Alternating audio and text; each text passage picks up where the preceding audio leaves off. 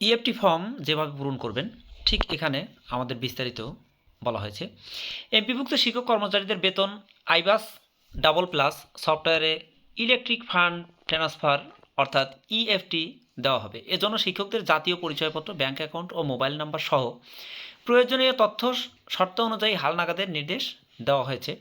নিচে EFT form পূরণের নিয়ম তুলে ধরা হলো। 1 নম্বরে রয়েছে ইন্ডেক্স নাম্বার। এখানে সংশ্লিষ্ট শিক্ষক কর্মচারীদের ইন্ডেক্স নাম্বার দেওয়া যাবে। ইন্ডেক্স নাম্বার পরিবর্তনযোগ্য নয়, শুধু দেখা যাবে কিন্তু এটা পরিবর্তন করা যাবে না। 2 নম্বরে আছে পেমেন্ট স্ট্যাটাস। এখানে সংশ্লিষ্ট শিক্ষক কর্মচারীর শুধু পেমেন্ট স্ট্যাটাস দেখা যাবে কিন্তু পরিবর্তনযোগ্য নয়। 3 নম্বরে এমপ্লয়মেন্ট স্ট্যাটাস, যে শিক্ষক কর্মচারী প্রতিষ্ঠানে কর্মরত এবং এমপিও এর অর্থ পাওয়ার যোগ্য হলে ওকে হবে। ওই শিক্ষক কর্মচারী পদত্যাগ, অবসর, মৃত্যু অথবা চাকরিচ্যুত বা অন্য কোনো কারণে প্রতিষ্ঠানে কর্মরত না থাকলে এবং এমপিও এর অর্থ পাওয়ার যোগ্য না হলে ওকের পরিবর্তে রিজাইন্ড অথবা ডিসমিসড অথবা ডেথ অথবা রিটায়ার্ড, যার ক্ষেত্রে যেটা প্রযোজ্য সেটা দিতে হবে। 4 নম্বর অপশনে আমাদের যেটা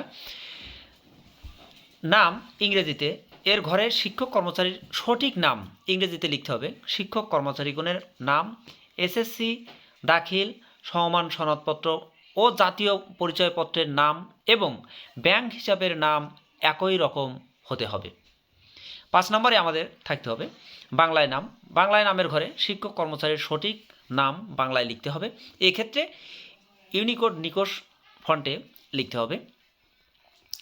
6 নম্বরে পিতার নাম, এর ঘরে শিক্ষক কর্মচারীর পিতার নাম ইংরেজিতে লিখতে হবে। 7 নম্বরে মাতার নামের ঘরে শিক্ষক কর্মচারীর মাতার নাম ইংরেজিতে লিখতে হবে। 8 নম্বর অপশনে রয়েছে জাতীয় পরিচয়পত্রের নাম্বারের ঘরে শিক্ষক কর্মচারীর সঠিক এনআইডি নাম্বার লিখতে হবে। যে সকল শিক্ষক কর্মচারীর স্মার্ট কার্ড গ্রহণ করেছেন তাদের ক্ষেত্রে স্মার্ট কার্ড এর 10 ডিজিটের সংখ্যাটি দিতে হবে। যে সকল শিক্ষক কর্মচারী 10 ডিজিটের স্মার্ট কার্ড পাননি তারা তাদের এনআইডি কার্ড এর 17 ডিজিটের সংখ্যাটি দিবেন। এনআইডি কার্ডের 13 ডিজিটের হলে শুরুতে ওই শিক্ষক কর্মচারীর জন্মসাল যুক্ত করে 17 ডিজিট করে দিতে হবে। উক্ত এনআইডির নাম্বার নির্বাচন কমিশন ডাটাবেস হতে যাচাই করা হবে। একটি এনআইডি শুধুমাত্র একজনের জন্য ব্যবহারযোগ্য। একই শিক্ষক কর্মচারীর তথ্য শুধুমাত্র বর্তমান প্রতিষ্ঠান হতে হালনাগাদ করা যাবে এবং একাধিক প্রতিষ্ঠান হতে তথ্য দেয়া যাবে না। 9 নম্বরে আমাদের যে অপশনটা রয়েছে সেটা হলো আমাদের জন্ম তারিখ। জন্ম তারিখের ঘরে সংশ্লিষ্ট শিক্ষক কর্মচারীর সঠিক জন্ম তারিখ প্রদান করতে হবে। 10 নম্বরে লিঙ্গ, এর ঘরে সংশ্লিষ্ট শিক্ষক কর্মচারীর লিঙ্গের তথ্য প্রদান করতে হবে।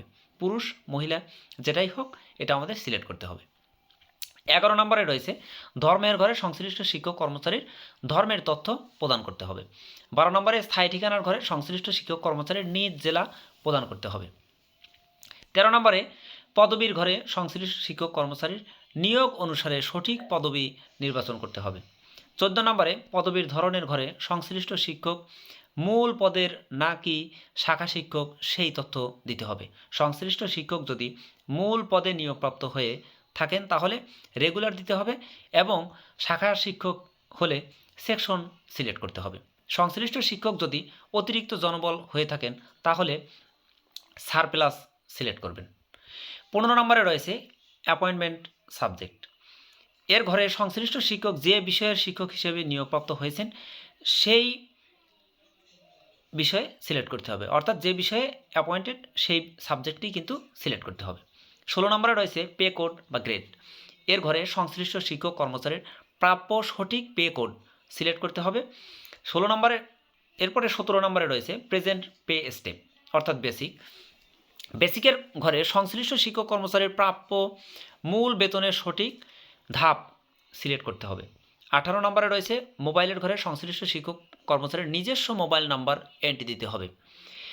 19 নম্বরে ইমেইলের ঘরে সংশ্লিষ্ট শিক্ষক কর্মচারীর নিজস্ব ইমেইল আইডি এন্ট্রি করতে হবে। 20 নম্বরে first joining date in MPO enlist institute. কোনো শিক্ষক কর্মচারী একাধিক প্রতিষ্ঠানে এমপিভুক্ত হিসেবে চাকরি করে থাকলে first joining date in MPO enlisted institute এর ঘরে সংশ্লিষ্ট শিক্ষক কর্মচারীর প্রথমে এমপিওভুক্ত যে প্রতিষ্ঠানে বিধি মোতাবেক নিয়োগপ্রাপ্ত হয়ে এমপিওভুক্ত হয়েছিলেন সেই জয়েনিং ডেট এন্ট্রি দিতে হবে। ফার্স্ট এমপিও ডেট, সংশ্লিষ্ট শিক্ষক কর্মচারীর প্রথমে যে তারিখে এমপিভুক্ত হয়েছেন ফার্স্ট এমপিও ডেট এর ঘরে সেই তারিখ এন্ট্রি দিতে হবে। 22 নম্বরে রয়েছে joining date in present post at present institution. কোনো শিক্ষক কর্মচারী একাধিক প্রতিষ্ঠানে এমপিভুক্ত হিসেবে চাকরি করে থাকলে joining date in present institution এর ঘরে বর্তমান প্রতিষ্ঠানে বর্তমান পদে যোগদানের তারিখ এন্ট্রি দিতে হবে। 23 নম্বরে রয়েছে MPO date in present post at present MPO institution, PIGT. শিক্ষক কর্মচারীর একাধিক প্রতিষ্ঠানে এমপিভুক্ত হিসাবে চাকরি করে থাকলে MPO date in present post at present MPO ইনস্টিটিউশনের ঘরে বর্তমান প্রতিষ্ঠানে বর্তমান পদে এমপিও ভুক্তির তারিখ এন্ট্রি দিতে হবে। 24 নম্বরে রয়েছে date of first upper grade or time scale. সংশ্লিষ্ট শিক্ষক কর্মচারী চাকরি জীবনে কোনো উচ্চতর স্কেল পেয়ে থাকলে date of first upper grade or time scale এর ঘরে প্রথম উচ্চতর স্কেল প্রাপ্তির তারিখ এন্ট্রি দিতে হবে। 25 নম্বরে রয়েছে date of second upper grade or time scale. সংশ্লিষ্ট শিক্ষক কর্মচারী চাকরি একাধিক উচ্চতর স্কেল পেয়ে থাকলে date of second upper grade or time scale এর ঘরে দ্বিতীয় উচ্চতরের প্রাপ্তির তারিখ এন্ট্রি দিতে হবে। 26 নম্বরে রয়েছে date of AP scale for college. কলেজের সহকারী অধ্যাপকগণ যে তারিখে ষষ্ঠ গ্রেড বা সহকারী অধ্যাপক এর স্কেল পেয়েছেন date of AP scale for college এর ঘরে সেই তারিখ এন্ট্রি দিতে হবে। 27 নম্বরে রয়েছে date of BEd scale for school. স্কুলের সহকারী শিক্ষকগণ যে তারিখে বিএডের স্কেলের মাধ্যমে দশম গ্রেড পেয়েছেন date of BEd scale for school এর ঘরে সেই তারিখ এন্ট্রি দিতে হবে। 28 নম্বরে রয়েছে ব্যাংক নেম। সংশ্লিষ্ট শিক্ষক কর্মচারী এমপিভুক্ত এর অর্থ প্রাপ্তির জন্য নিজস্ব ব্যাংক হিসাব যে ব্যাংকের বা ব্যাংক নেম অপশনে সেই ব্যাংকের নাম সিলেক্ট করে দিতে হবে। 29 নম্বর পয়েন্টে রয়েছে ব্যাংক ব্রাঞ্চ নেম। সংশ্লিষ্ট শিক্ষক কর্মচারীর এমপিও এর অর্থ প্রাপ্তির জন্য সংশ্লিষ্ট ব্যাংকের যে শাখায় হিসাব খুলেছেন ব্যাংক ব্রাঞ্চ নেম অপশনে সেই শাখার নাম সিলেক্ট করে দিতে হবে। শিক্ষক কর্মচারী বর্তমানে যে ব্যাংকের যে শাখায় হিসাব হতে এমপিও এর অর্থ উত্তোলন করেন সে শাখায় তার কোনো চলমান ঋণ থাকলে তিনি ব্যাংক শাখায় পরিবর্তন করতে পারবেন না। অবশ্যই ঋণ থাকলে কিন্তু ব্যাংকের অর্থাৎ সেকশন আপনি পরিবর্তন করতে পারবেন না, ওই ব্যাংকেই আপনাকে থাকতে হবে। 30 নম্বরে রয়েছে রাউটিং নাম্বার। সংশ্লিষ্ট শিক্ষক কর্মচারী এমপিও এর অর্থ প্রাপ্তির জন্য সংশ্লিষ্ট ব্যাংকের যে শাখা ব্যাংক ব্রাঞ্চ নেম অপশনে সিলেক্ট করেছেন রাউটিং নাম্বার অপশনে সেই শাখার রাউটিং নাম্বার অটো লোড হবে। সুতরাং এটা নিয়ে আমাদের কোনো টেনশন নেই। 31 নম্বরে রয়েছে নেম অফ ব্যাংক অ্যাকাউন্ট। সংশ্লিষ্ট শিক্ষক কর্মচারীর এমপিও এর অর্থ প্রাপ্তির জন্য নিজস্ব ব্যাংক হিসাবের নাম অর্থাৎ নেম অফ ব্যাংক অ্যাকাউন্ট অপশনে অটো লোড হবে। এখানে কিছু লিখতে পারবেন না। উপরে নেম ইন ইংরেজিতে এর ঘরে যা লেখা থাকবে সেটি এখানে প্রদর্শিত হবে। 32 নম্বরে রয়েছে ব্যাংক অ্যাকাউন্ট নাম্বার। ইএফটির মাধ্যমে এমপিও এর অর্থ প্রেরণে এই অপশনটি সবচেয়ে গুরুত্বপূর্ণ। সংশ্লিষ্ট শিক্ষক কর্মচারীর এমপিও এর অর্থ প্রাপ্তির জন্য নিজস্ব ব্যাংক হিসাব নম্বরটি অবশ্যই 13 থেকে 17 ডিজিটের অনলাইন হিসাব নম্বর হতে হবে।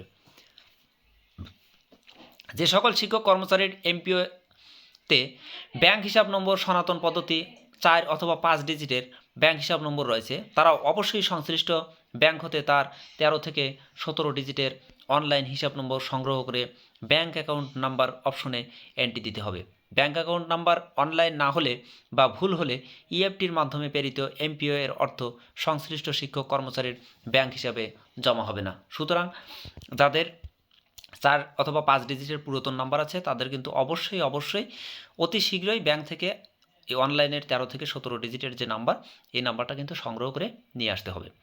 33 নম্বর রয়েছে ফটো। সংশ্লিষ্ট শিক্ষক কর্মচারীর জন্য তোলা 300 বাই 300 পিক্সেল রঙিন ছবি আপলোড করতে হবে। ছবির সাইজ সর্বোচ্চ 100 কেবি হতে হবে বা হতে পারবে। ছবিটি অবশ্যই অফিসিয়াল হতে হবে যার ব্যাকগ্রাউন্ড একক রঙের হতে হবে। 34 নম্বর সর্বশেষ অঙ্গীকারনামার ঘরে টিক দিতে হবে। সকল তথ্য পূরণ করা হলে সেভ অ্যাজ ড্রাফট বাটনে ক্লিক করে প্রথম জনের তথ্য জমা সম্পন্ন করতে হবে। সেভ অ্যাজ ড্রাফট বাটনে ক্লিক করে প্রথম জনের তথ্য জমা সম্পন্ন হলে ইএফটি অপশনে আপডেট ইনবক্স ইএফটি তথ্য হালনাগাদ ইনবক্সের একটি ড্রাফট আবেদন জমা হবে। পরবর্তী সকলের তথ্য প্রদানের জন্য ইএফটি ইনফরমেশন আপডেট ইনবক্স অর্থাৎ ইএফটি তথ্য হালনাগাদ ইনবক্স মেনুতে প্রবেশ করে ড্রাফট আবেদনে ক্লিক করলে জনবলের তালিকা পাওয়া যাবে। সেখান হতে সকল জনবলের ইএফটির তথ্য প্রদান করতে হবে। যার জন্য বা যার তথ্য প্রদান করা হবে তালিকায় তার ইন্ডেক্স এর বাম পাশে ইজ আপডেট এর ঘরে টিক চিহ্ন দিতে হবে। টিক চিহ্ন দিলে অর্থাৎ সকল জনবলের ইএফটি তথ্য প্রদান করা হলে সাবমিট বাটনে ক্লিক করে তথ্য জমা প্রক্রিয়া সম্পন্ন করতে হবে।